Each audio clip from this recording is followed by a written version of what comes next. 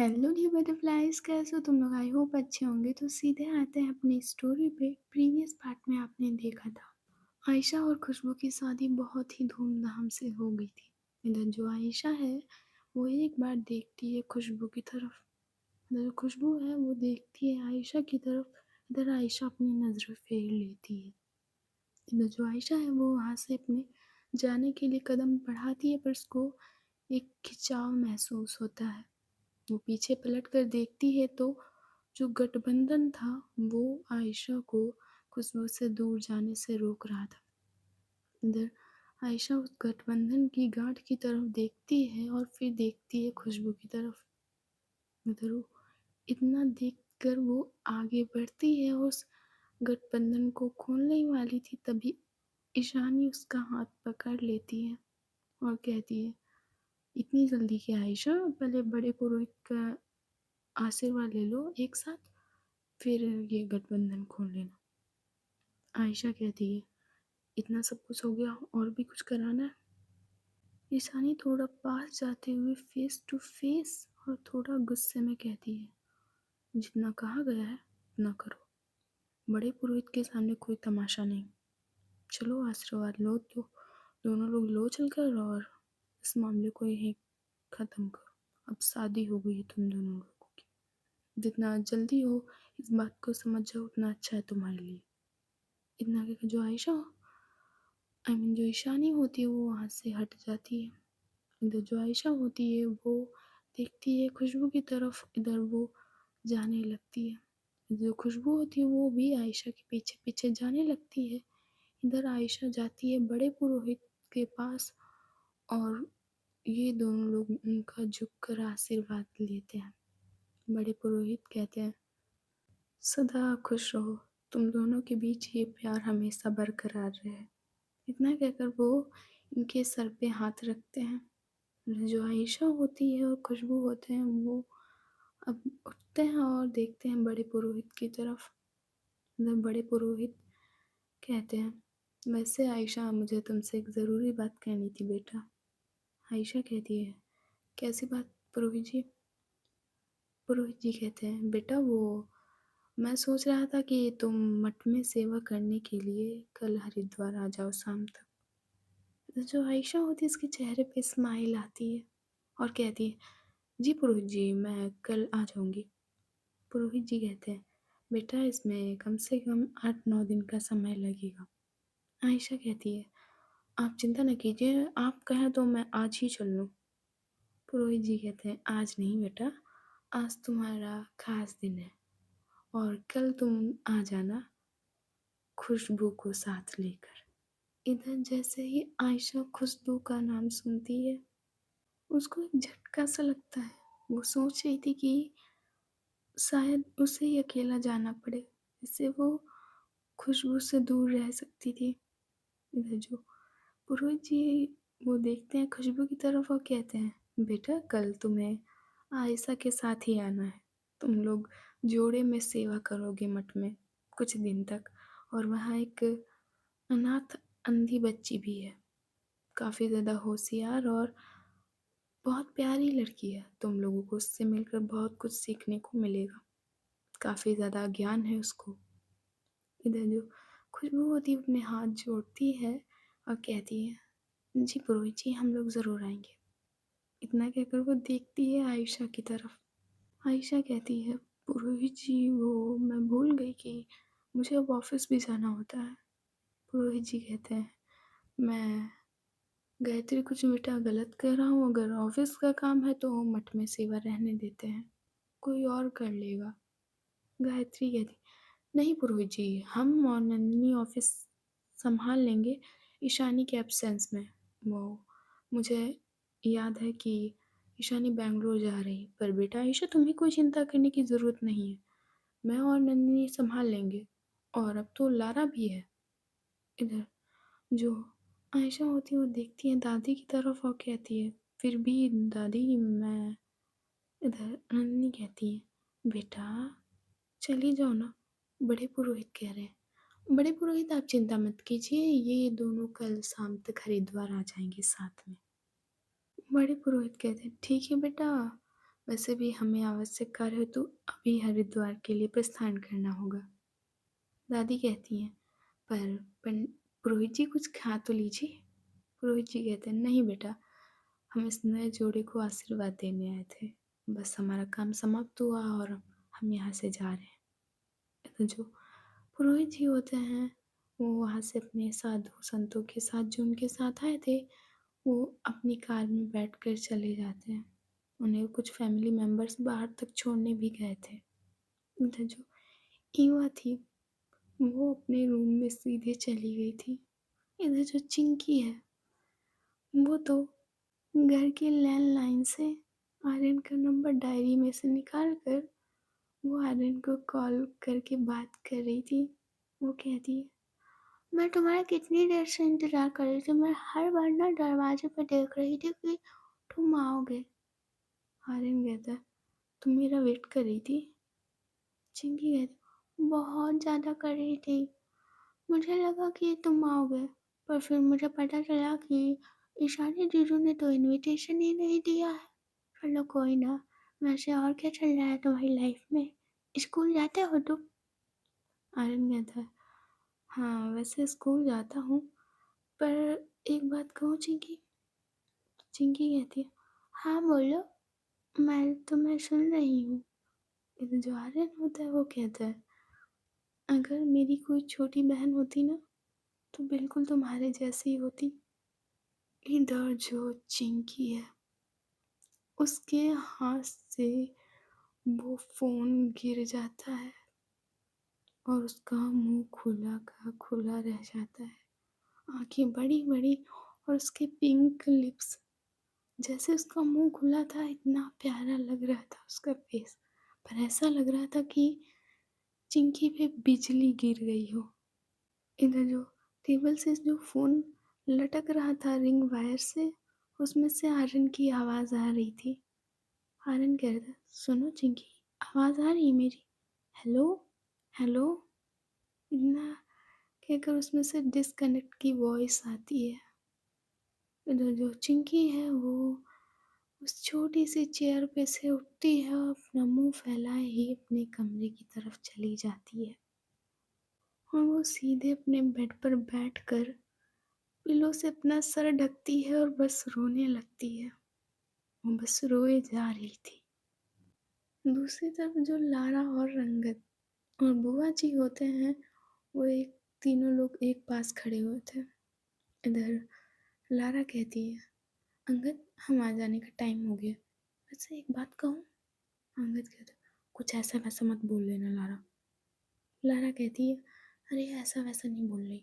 वैसे ये आयशा भागी क्यों थी? अंगद कहता है, पहली बात वो तुम्हारी मैम है और तुम कपूर खानदान के लिए काम करती हो, मैम बोला करो। लारा कहती है, हाँ हाँ आयशा मैम, वो मुझे लगता है कि भागी थी। बुआ जी कहती है, ऐसन बात नहीं है बिटवा, कुछ गलत फहमी हुई। और तुमको किसने बताया तो भागी थी? टाइम से तो आ गई थी ना मंडप में। इधर लारा कहती, आपको कुछ नहीं पता बुआ जी, आप ऊपर थी, मुझे पता है कि क्या क्या हुआ था। अंगद कहता, अरे यहाँ मत पंचायत खड़ी करो, क्यों अपनी दो कौड़ी नौकरी के पीछे पड़ी हुई हो, चलो यहाँ से, वैसे भी मम्मी घर पे अकेली है। लारा कहती, हाँ मैं तो भूल गई थी कि मम्मी की तबीयत खराब है, एक मिनट मैं ईवा को बता के आती हूँ। अंगद कहता है, ठीक है मैं भी चलता हूँ।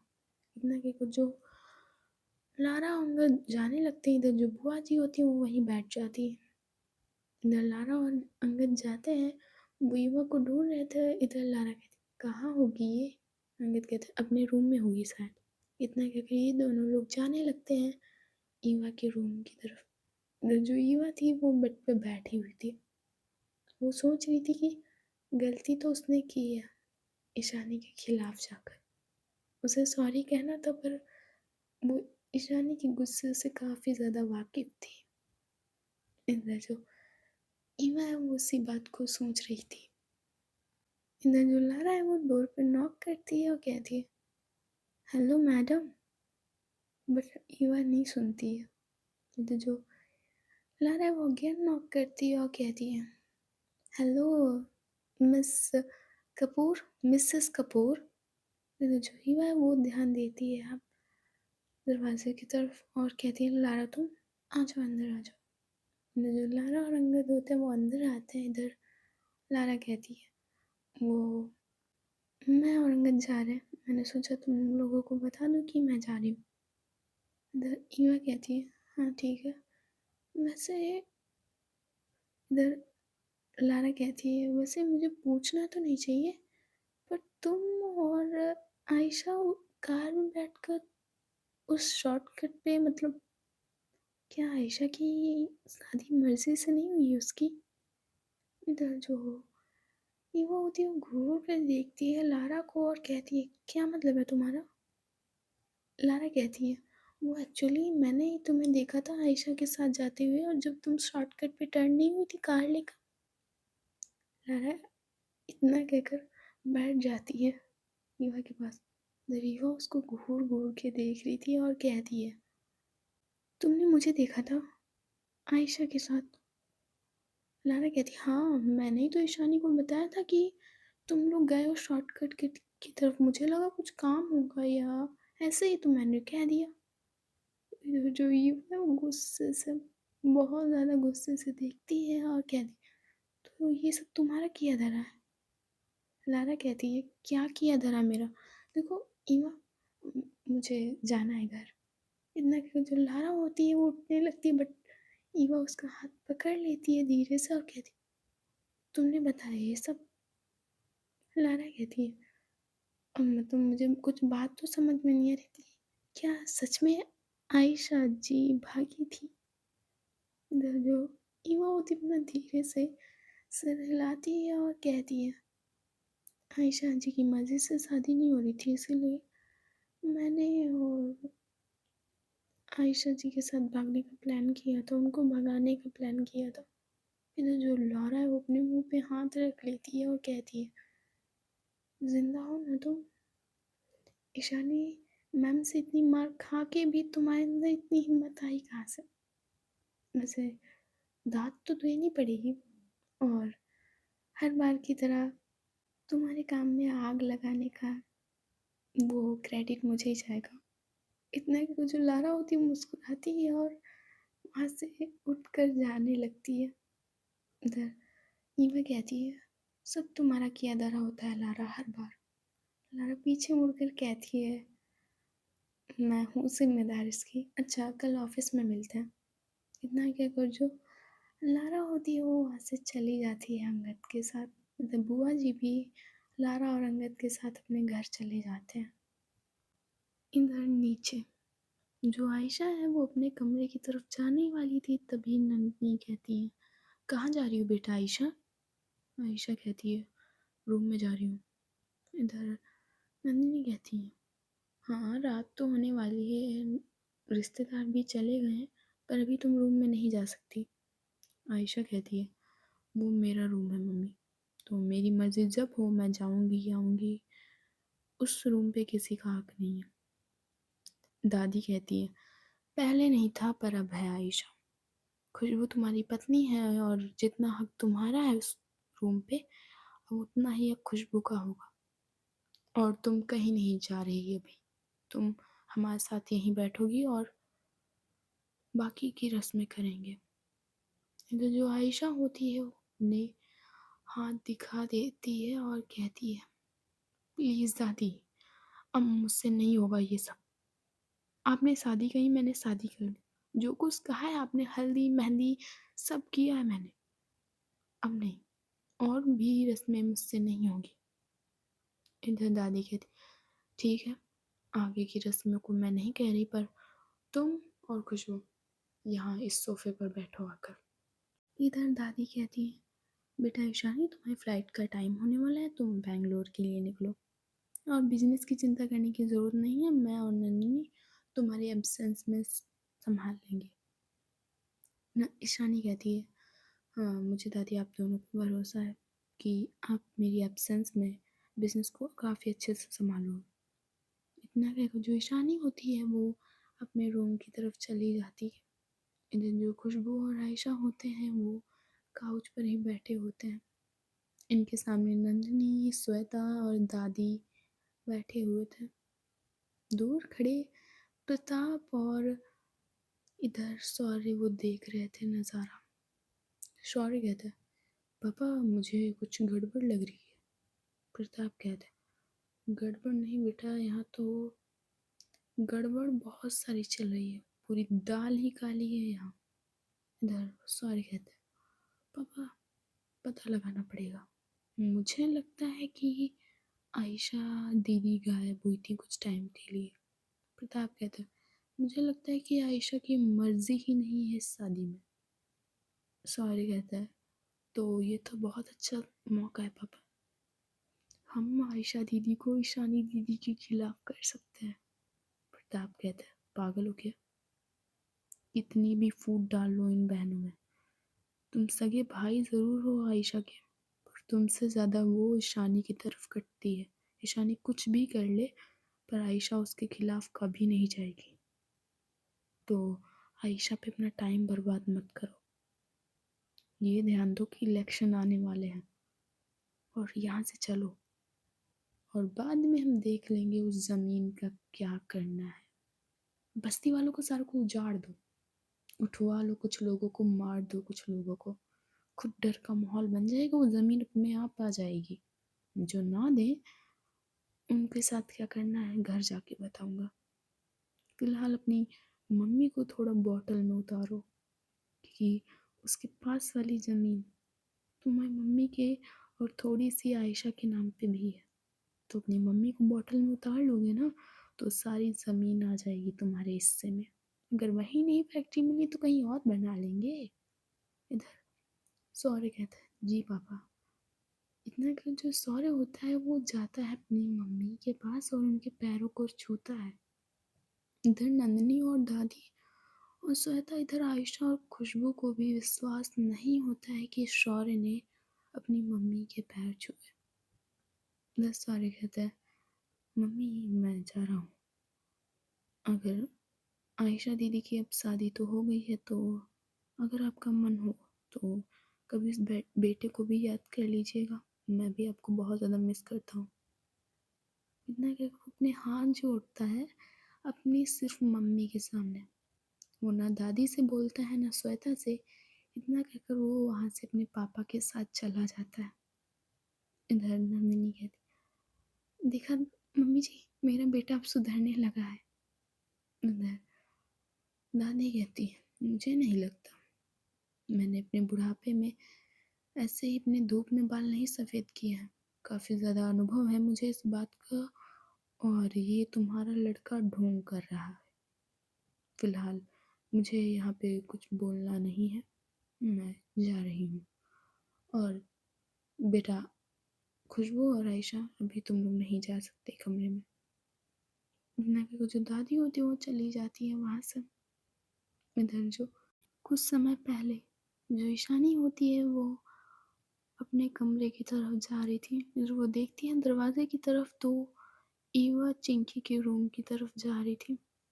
ईशानी अपने कदमों को वहीं रोक लेती है और जैसे ही ईवा चिंकी के रूम में चली जाती है, वो जाती है अपने रूम की तरफ और अपने कपड़ों को चेंज करती है। उसने ऑलवेज हर बार की तरह ब्लैक आउटफिट पहना हुआ था। वो अपने सारे डॉक्यूमेंट रखती है, ट्रॉली बैग में वो कुछ कपड़े रखती है और सीधे अपना बैग पैक करके आती है नीचे। उसने ईवा को इन्फॉर्म भी नहीं किया था कि वो बैंगलोर जा रही थी। ईवा को इतनी सी भी खबर नहीं थी कि ईशानी बैंगलोर जा रही है। इधर ईशानी देखती है खुशबू की तरफ और कहती है, खुशबू तुमने मेरे होटल बुक किया था बैंगलोर में। खुशबू कहती है, मैम वो कंपनी की तरफ से बुक हो गया है और आपको एयरपोर्ट पे पिक करने कंपनी की मैनेजर आ जाएगी। वो न्यू है तो मैंने उसको आपकी फ़ोटो सेंड कर दी थी। वैसे तो पिछली वाली मैनेजर आपको जानती थी बट ये न्यू है तो आपको नहीं जानती है, इसीलिए मैंने उसको फ़ोटो भेज दी है। ईशानी कहती है, तुम उसको जानती हो क्या? खुशबू कहती है, मैंने जानती नहीं हूँ बट वो जो वहाँ के सीईओ हैं वो जानते हैं तो उन्होंने बता दिया था कि पिक सेंड कर देना, सो मैंने उनको पिक सेंड कर दी। इधर ईशानी कहती ठीक है, मैं जा रही हूँ। इधर जो नंदिनी होती है वो कहती है, ईशानी बट तुम तो ईवा को ले जाने वाली थी बैंगलोर। काफ़ी लगता है 4-5 दिन के लिए जा रही हो, तो मुझे लगा तुम ईवा को साथ ले जाओगी। तुमने टिकट भी बुक किए थे। ईशानी कहती है नहीं, वो यहाँ घर पे रहेगी, वैसे भी घर पे फिर कोई नहीं रहेगा, तो मैंने टिकट कैंसिल करवा दिया, नहीं जा रही वो। इतना ये जो ईशानी होती है वो वहाँ से चली जाती है। वो बैठती है अपने कार में, उसके पीछे कुछ जाते हैं बॉडी गार्ड्स उसकी कार के पीछे। इधर वो एयरपोर्ट की तरफ निकल जाती है। उधर ईवा को ज़रा से भी खबर नहीं थी। वो चिंकी के पास बैठी हुई थी। इधर जो चिंकी है वो रोते रोते सो चुकी थी। इधर ईवा वो चिंकी के सर को सहला रही थी। इधर जो ईवा है वो थोड़ा सा चिंकी का सिर उठाती है तो देखती है कि पूरी की पूरी पिलो गीली हुई थी। उधर ईवा कहती है इसे क्या हुआ और इसकी पिलो क्यों गीली है। इतना कहकर वो चिंकी का फेस देखती है तो काफ़ी ज़्यादा रेड हो चुका था। उधर जो ईवा है वो उसे उठाती है गोदी में और उसे अपने रूम की तरफ उठाकर ले जा रही थी। उधर वो उसको बेड पे लिटाती है और थोड़ा सा पानी लाकर उसके मुंह को साफ करती है। उधर जो चिंकी है वो सो रही थी, काफ़ी ज़्यादा रोई थी, इसीलिए पता ही नहीं चला कब उसको गहरी नींद आ चुकी थी। इधर जो ईवा है वो इतना करके बेड पे बैठने ही वाली होती है, तभी वहाँ पे एक सर्वेंट आती है और कहती है ईवा मैम वो आपको नीचे नंदिनी मैम बुला रही है। ईवा कहती है हाँ अब मैं आई। बिंदा कहकर जो ईवा होती है वो नीचे जाती है। तो जो नंदिनी आंटी है वो ईवा को नीचे उतरते हुए देखती है और कहती है आओ ईवा, तुम इस घर की बड़ी बहू हो तो मैं चाहती हूँ कि तुम ही खुशबू को उसके कमरे तक छोड़ने जाओ। इधर जो खुशबू आती है वो देखती है ईवा की तरफ। इधर जो आयशा होती है वो ये बातों को नहीं सुन पाई थी क्योंकि वो किसी से फ़ोन पे बात कर रही थी ऑफिस के सिलसिले में। ईवा कहती है रूम में। नंदिनी कहती है ईवा बेटा तुम्हें इतना नहीं पता है कि आज आयशा और खुशबू की शादी हुई है, तो सुहाग रात। इधर जो ईवा होती है उसकी आंखें बड़ी बड़ी, क्योंकि वो जानती थी कि आयशा की मर्जी इसमें शामिल नहीं है, तो उनके बीच कुछ होना पॉसिबल ही नहीं है। इधर नंदिनी कहती है जितना कहा है बेटा ईवा उतना करो। श्वेता अपनी बहू को समझाओ। इधर जो श्वेता होती है वो ईवा की तरफ देखती है पर कुछ कहती नहीं। और क्या है, वो देखती है नंदिनी की तरफ और कहती है जेठानी जी आप मेरी बहू को मत इन चीज़ों में लाइए। ईवा बेटा अगर मन हो तो छोड़ जाओ, अपनी भाभी होने का फर्ज तो अदा ही कर सकती हो। इधर जो ईवा होती है वो देखती है श्वेता आंटी की तरफ और फिर वो देखती है खुशबू की तरफ। इधर नंदिनी कहती चलो खुशबू बेटा बहू हो मेरी, इतना तो मैं ही कर सकती हूँ अगर तुम्हारी जेठानी का मन नहीं है तो। इतना कहकर वो ईवा की तरफ देखती हैं और खुद ही ले जाती हैं खुशबू को आयशा के कमरे में। फिर वो देखती है खुशबू आयशा के रूम की तरफ तो पूरा कमरा रोज के पेटल्स में गुलाब की पंखुड़ियां जगह जगह पूरी फर्श पे फैली हुई थी। हाइड्रोजन वाले बलून्स पूरी छत में नीचे से उठकर गए थे और पूरे चिपके हुए थे छत में। कुछ बलून को ज़मीन से टक करके रखा हुआ था, तो काफ़ी ज़्यादा अच्छी डेकोरेशन थी, बहुत ज़्यादा अच्छी। काफ़ी ज़्यादा रोमांटिक वाइब आ रही थी। जगह जगह पे कैंडल्स लगे हुए थे। रूम में इतनी अच्छी स्मेल थी कि कुछ कहना ही नहीं। उधर जो आयशा है वो बस रूम की तरफ बढ़ ही रही थी। जो नंदिनी वो खुशबू को जाकर धीरे से बेड पे बिठाते हुए कहती हैं, देखो खुशबू बहू, अब तुम मेरे घर की बहू बन गई हो, तो आयशा को कैसे अपने काबू में लाना है वो तुम्हें पता होना चाहिए। एक पार्टनर कभी भी खुद पे कंट्रोल नहीं कर पाता है, तो तुम्हें कैसे रिझाना है आयशा को ये तुम जानो। मैं जानती हूँ ये इतना आसान नहीं है, शायद आज तुम्हारे बीच कुछ ना हो, पर हरिद्वार जा रहे हो कल तुम लोगों को अकेले टाइम स्पेंड करने का टाइम मिलेगा, तो तुम्हें क्या करना है ये तुम्हें अच्छे से पता है। वैसे मैं चाहती तो हल्दी वाले दूध में कुछ मिलवा कर भी ये सब करवा सकती थी, पर शादी मैंने ऐसे करवा दी है, अब आगे का तुम लोग प्यार से संभालोगे। आगे कर जो नंदिनी होती हूँ थोड़ा सा मुस्कुराती है और उस कमरे से चली जाती है। इधर जो आयशा है वो अपनी मॉम को उस कमरे से निकलते हुए देखती है। इधर जो आयशा होती है जैसे ही अपने रूम में आती है वो पूरी डेकोरेशन देखती है। उसकी सबसे पहली नज़र कैंडल्स पे जाती है और सब चीज़ों को ध्यान से देखती है। उधर मन में कहती है, तो ये सब इनकी प्लानिंग चल रही थी इतनी देर से, तभी मुझे ऊपर आने नहीं दिया। इधर वो इतना कहकर वो थोड़ी रूम के अंदर ही खड़ी थी। इधर जो नंदिनी होती है वो पीछे ही खड़ी थी और अचानक से वो रूम का दरवाज़ा बंद कर लेती है, बाहर से कुंडी भी डाल देती है। उधर आयशा कहती है, क्या कर रही है मम्मी आप क्या कर रही, दरवाज़ा खोली। इधर जो नंदिनी होती है वो तो दरवाजे की कुंडी बंद करके सीधे भाग गई थी। इधर जो आयशा है बहुत खोलने का ट्राई करती है पर दरवाज़ा नहीं खुल रहा था।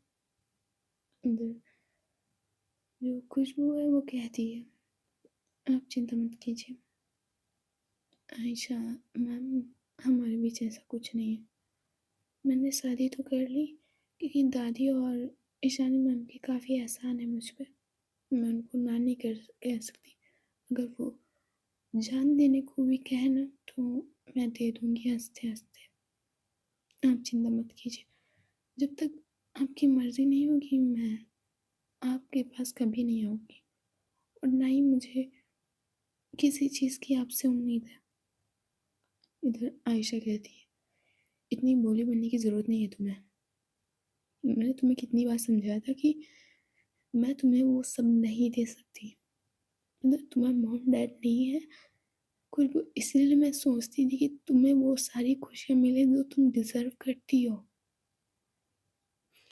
पर तुम नहीं समझ सकती खुशबू, नहीं समझ सकती तुमने खुद अपने लिए एक गलत इंसान को चुना है, समझ रही हो, गलत इंसान को। मुझे ना तुम पे तरस आता है। मैं पता है 1 घंटे के लिए शादी डिले क्यों हुई थी, क्योंकि मैं भाग गई थी इस शादी से, पर ईशान ने मुझे फिर से पकड़ लिया और शादी हो गई तुम्हारे साथ। तुम नहीं समझोगे। इतना कि कुछ जो आयशा होती है वो बढ़ती है बेड की तरफ, और जो खुशबू होती है वो आयशा को ही देख रही थी। जो आयशा होती है वो खुशबू के पास ही जो पिलो पड़ी होती है हमें लगी होती है बेड के हेडबोर्ड से, वो उसे उठाती है और सीधे सोफे पे पटकती है और लेट जाती है। दूसरी तरफ नफीस कर लेती है जो खुशबू होती है वो सिर्फ आयशा को देख रही थी।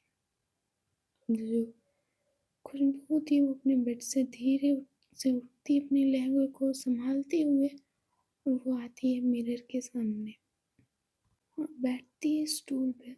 उसकी आंखों में थोड़े से आंसू थे। वो अपने आंसू को पोंछते हुए खुद से ही अपने गहने उतारने लगती है, अपने हाथों को कानों की तरफ ले जाती हुए, और वो उन झुमकों को उतारती है। कहाँ उसने ख्वाब देखा था कि आयशा उसके जब को खुद उतारेगी, पर ऐसा नहीं हुआ था। उधर वो उतारती है अपने हार को, ऐसे ही ऐसे करके वो सारे सारे गहनों को उतार कर रख देती है ड्रेसिंग टेबल पे। इधर वो आती है आयशा के पास, उस सोफ़े के पास खड़ी हो जाती है और कहती है, आयशा मैम। जो आयशा है वो अपना सर उठाकर देखती है खुशबू की तरफ और कहती है, क्या है, यहाँ भी चैन नहीं मिल रहा तुम्हें? इधर खुशबू कहती है, वो चैन की बात नहीं है, ये आपका कमरा है तो आप बेड पे सो जाइए, मैं सोफे पे सो जाऊंगी। इधर आयशा कहती है, इसकी इतनी सिंपैथी दिखाने की ज़रूरत नहीं है, तुम बेड पे लेटो जाके, वैसे भी चलो छोड़ो, तुमसे कहना ही सब बेकार है। इधर खुशबू कहती है, देखिए मैम, ये आपका कमरा है और मुझे किसी का हक मारना पसंद नहीं है। देखो मैम, वो आपका बेड है, मैं सोफे पे सो जाऊंगी, फिर आप ये मत कहना कि मेरी वजह से आपकी बैक में प्रॉब्लम हुई, आप जाइए। उधर आयशा कहती है, मैंने कहा ना, तो तुम जाओ यहाँ से, बेड पे लेटो जाके आराम से, लाइफ तो ख़राब कर दी, अब बेड पे सोऊं या सोफे पे, मेरी मर्जी है, तुम जाओ यहाँ से। इधर जो खुशबू होती है वो एक बार देखती है आयशा की तरफ, इधर वो अपना हाथ बढ़ाती है और जो खुशबू ने पिलो लगाई थी वो उससे छीन लेती है। तो जो आयशा होती है वो देख रही थी शॉक्ड होकर खुशबू की तरफ। तो खुशबू कहती है, मुझे बिना पिलो को हक किए हुए नींद नहीं आती, इस रूम में सिर्फ दो ही पिलो हैं, एक मेरे सिर पे रहेगी और एक मेरे पास, तो आप बिना पिलो की सोने की आदत डाल लीजिए। इतना कहकर वो पिलो को ले जाती है और बेड पे लेट कर एक पिलो को हक करती है और दूसरे को अपने सिर की तरफ रखती है। और जो आयशा थी वो सिर्फ देख रही थी खुशबू को, क्योंकि खुशबू की स्टार्टिंग से मम्मी पापा नहीं थे तो वो अलग रहती थी। दादी और ईशानी ने कई बार कहा था कि कपूर मैंसन में रहो, फिर भी वो अलग रहती थी और उसे बचपन से आदत थी कि वो हक करके सोए, इसीलिए जो खुशबू होती उसे पिलो को हक करने की आदत थी। मतलब जो आयशा थी वो बैठ कर बस देख रही थी खुशबू की तरफ और कहती है, क्या बदतमीज लड़की है। इतना कहकर वो उठती है और सीधे विंडो के पास खड़ी हो जाती है आकर। दूसरी तरफ ईशानी, वो पहुंच चुकी थी एयरपोर्ट, इधर वो अपना फ़ोन स्विच ऑफ कर लेती है, वो चेकिंग होकर उसकी सीधे वो फ्लाइट में बैठ जाती है। वो ईवा को मिस कर रही थी पर उसका गुस्सा शांत होने का नाम नहीं ले रहा था। वो गुस्सा थी इसीलिए उसने ईवा को बताया भी नहीं था, और बाई चांस वो जाती तो उसका गुस्सा निकल जाता ईवा पे, कुछ ना बुरा भला वो कह देती, इसीलिए वो ईवा से मिली भी नहीं थी। ईशानी बस ईवा के बारे में सोच रही थी, कार में फ्लाइट में वो बस ईवा के बारे में सोच रही थी। दूसरी तरफ ईवा ईशानी का फ़ोन ट्रैक कर रही थी, उसने पूरे घर में देख लिया था पर ईशानी कहीं नहीं मिली थी उससे, बट उसने किसी से पूछा नहीं था कि ईशानी जी है कहाँ। सो गाइस, आज की स्टोरी बस यहीं तक। कल के पार्ट में आप लोग देखेंगे कि कौन है वो मैनेजर, कौन है वो मैनेजर जो इनके बीच तबाही लाने वाली है। और जब ईवा को पता चलेगा कि ईशानी बैंगलोर गई है तो क्या होगा, और आयशा और खुशबू जब हरिद्वार जाएंगे तो क्या होगा, देखते हैं नेक्स्ट पार्ट में।